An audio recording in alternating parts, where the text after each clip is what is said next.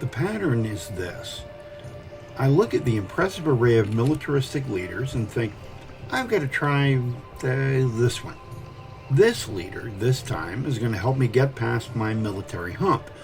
I will be more aggressive. I will be smarter about everything. I will raise my opponent's settlements and this game to the ground.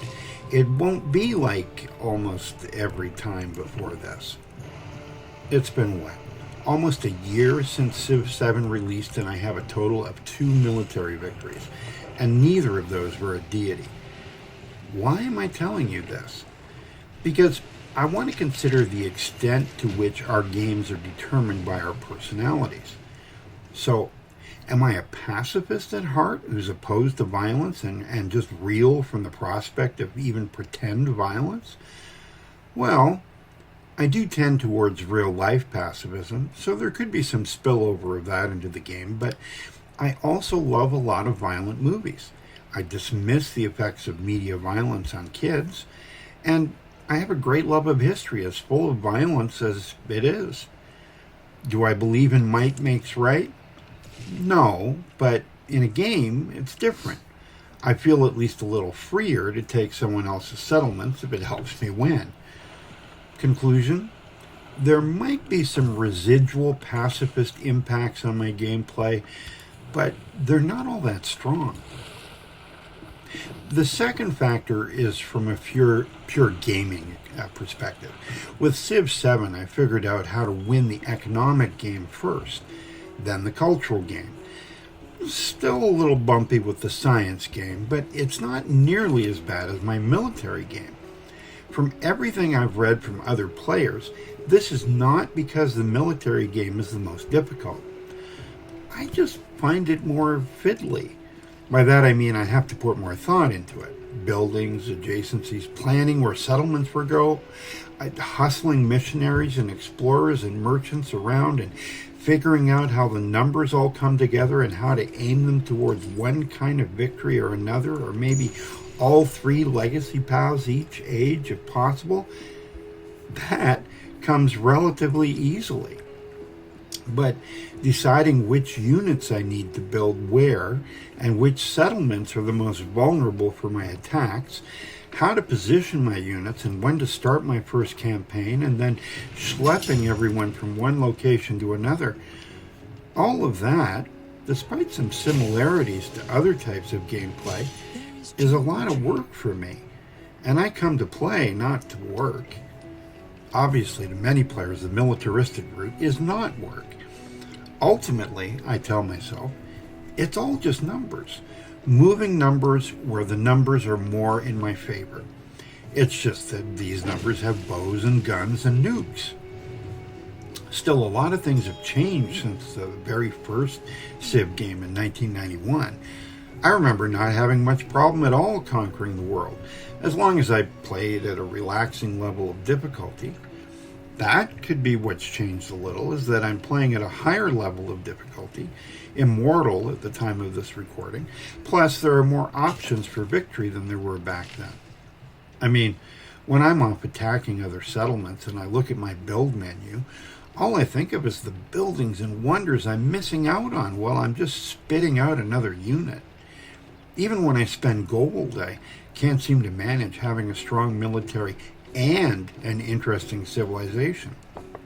I was playing a weird game with Trung Track last week and realized I wasn't going to get the military legacy before the end of antiquity. And I noticed there were still 10 wonders available to build. Everyone was building up their military and not building wonders. So I did a 180, started turning out wonders. I had to get 5 more, and ended up with the cultural legacy path. It would have been a fun game to show you, but I didn't record it, so too bad. It turns out the fear of missing out is the strongest takeaway from my military attempts. Not pacifism, not the amount of work, just FOMO.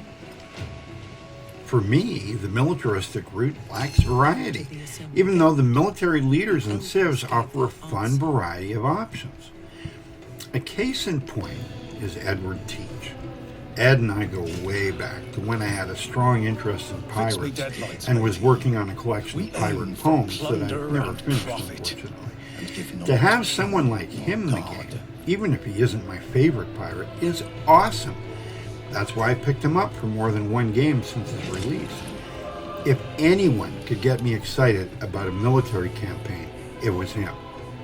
So I'm going to walk you through the handful of civs I've used him with and see what conclusions we might come to.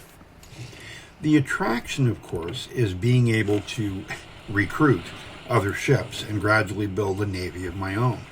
This is, of course, what many pirates manage to do over time in real life, preferring fast sloop-like ships to large, slow monstrosities. So, I like the historical verisimilitude as well.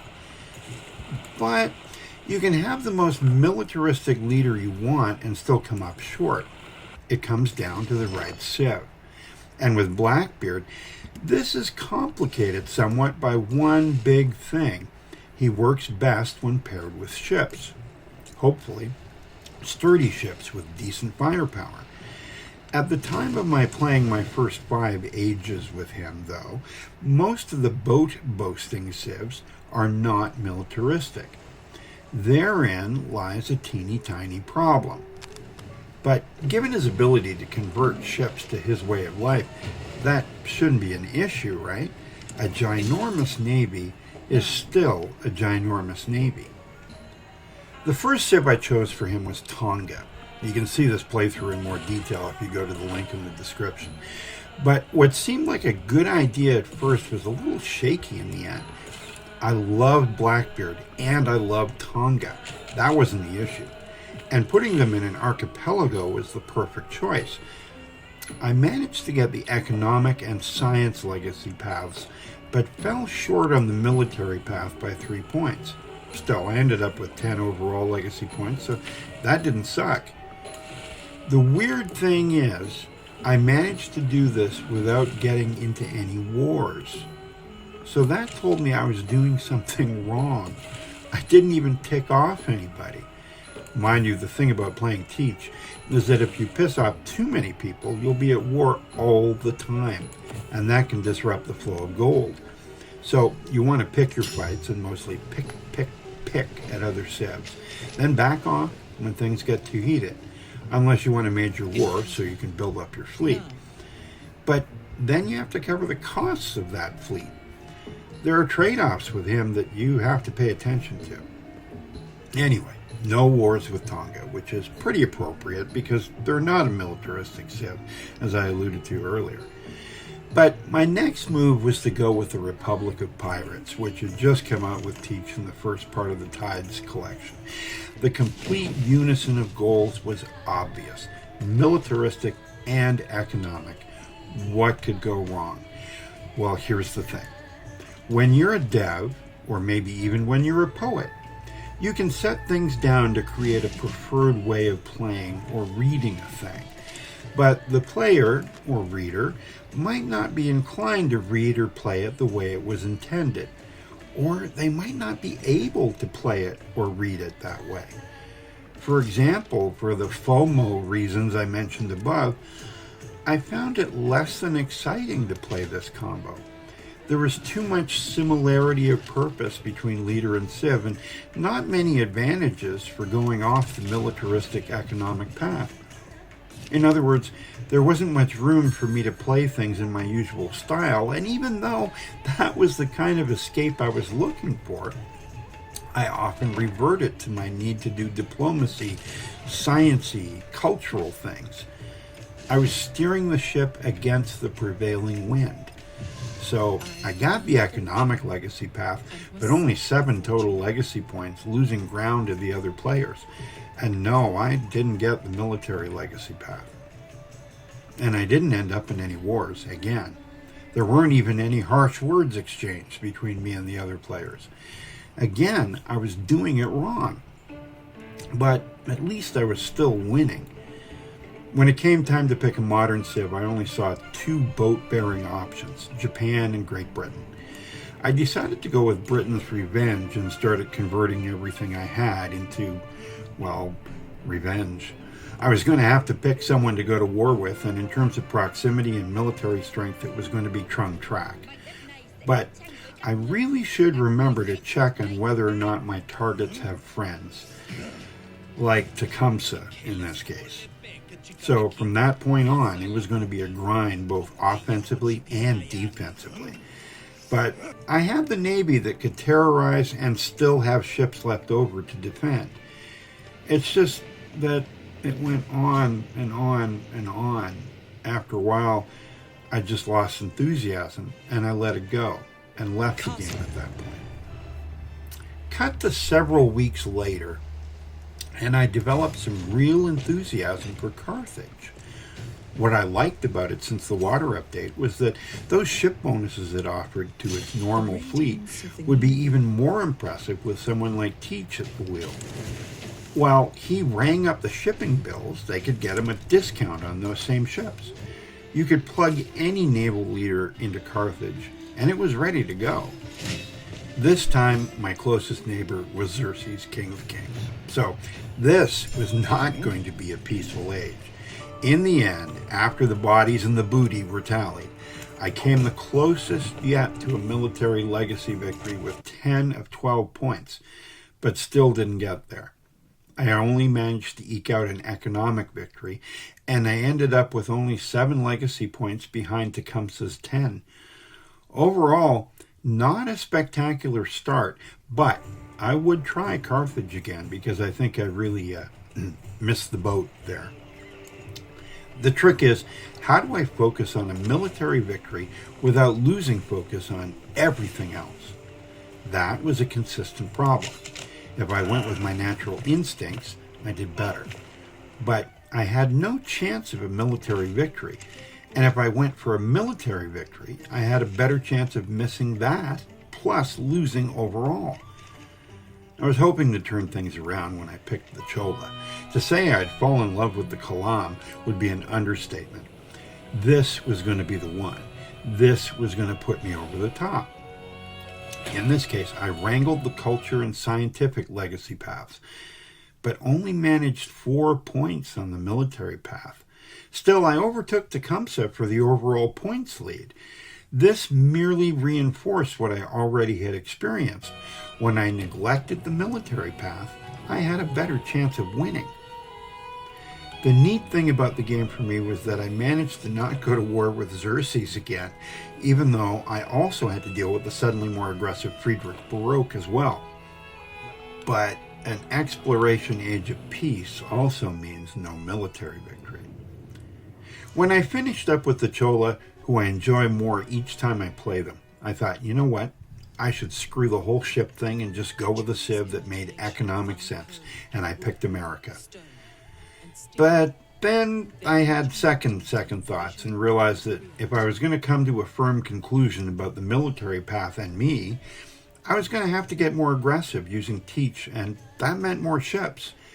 And I already had an enormous navy waiting for me back in my saved Great Britain game. All I had to do was get in a good, steady, aggressive, and patient frame of mind, and I could do this puppy. See my ginormous navy? Hear it roar? What I had done wrong when I first started this Britain game was I had begun attacking leaders and their civs before they had established their ideologies. Getting 1 point per settlement taken versus 3 points per settlement taken was a terrible way to go.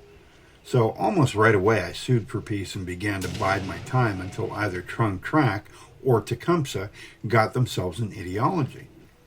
Anyway, that meant I could build up my civilization with all the perks and conveniences my people had signed up for in the first place.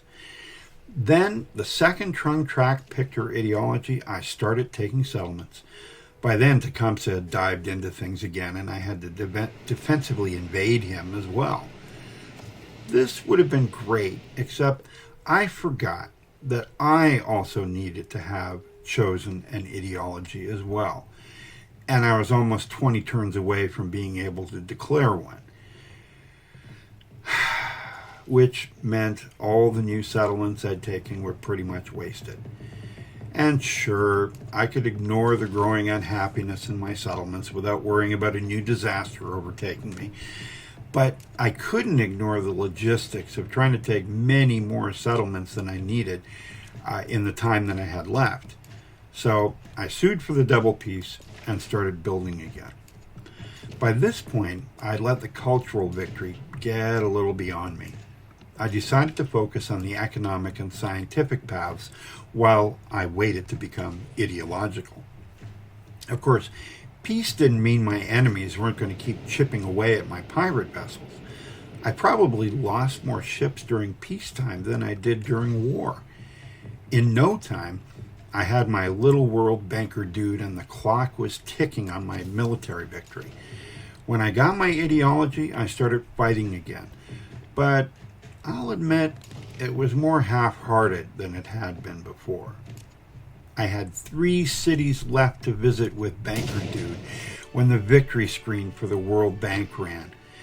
At first I thought it was a glitch, but when the defeat screen came up, I realized, oh, somebody else's World Bank victory screen. During all the back and forth on the military route, I was easily beaten by Ibn Battuta, even though I led in every legacy category and led Ibn by 5 legacy points overall. Lessons learned. Just what I said before. I put so much of my attention into the military planning that I lose sight of the big picture. When I de-emphasize the military game, I do much better. The Britain game was a hybrid. I did well economically, but let the military game distract me from an earlier possible win. But what lesson did I really learn? If we look over the 5 civs I've used Teach with, I seem to have learned nothing, at least so far. All I know is that there are some leaders in civs I play that are designed to be easier to use in certain ways, but we can push them in directions they were not meant to go in. It is ahistorical, yes, but it's a sign that there is an individual playing the game and not someone following a script to get an expected outcome. If I wanted to play historically, I would let Teach get shot 5 times, stabbed 20, before being decapitated and having his head hung as a trophy on a bowsprit. Defeat was always where Blackbeard was heading. At least, that's how I console myself. Anyway, this has been Civilized Raccoon. If you've liked what you've seen or you've heard, please drop a like or a subscribe down below, and I'll see you next time.